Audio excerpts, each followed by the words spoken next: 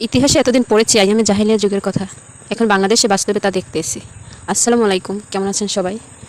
আজকে বলবো এই যে পুরান ঢাকার হত্যাকাণ্ডের কথা। নিরীহ লোকটাকে কিভাবে পিটিয়ে হত্যা করছে চাঁদার জন্য।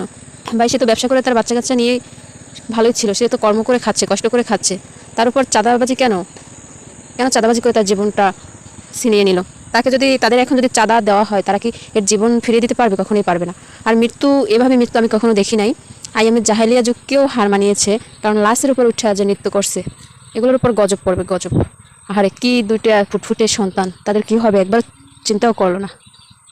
এবং বাংলাদেশে কোনো সুস্থ বিচার নাই। এদের যদি সুস্থ বিচার না হয়, মনে করি আগামীতে অনেক প্রাণ ঝরবে এভাবে। অনেক মায়ের বুক খালি হবে, অনেক বোনের কোল খালি হবে, অনেক সন্তান এতিম হয়ে যাবে। কিন্তু বাংলাদেশে যদি সুস্থ বিচার হইতো, এর আগে তোফাজ্জলকে যেভাবে পিটিয়ে মারছে, কোনো বিচারিত হচ্ছে না বাংলাদেশে। তো মানুষ তো এখন যার ইচ্ছা মেরে ফেলবে, এভাবে প্রকাশ্যে মেরে ফেলবে, কিছুই করার নেই। বাংলাদেশের রাজনীতির মতো জঘন্য আর কোনো দেশে নেই। টাকা থাকলে উচিত এই দেশ ত্যাগ করা, বিদেশে পাড়ি জমানো অনেক ভালো। কারণ এদেশে থাকলে অবশ্যই প্রতিবাদ করতে ইচ্ছা করে।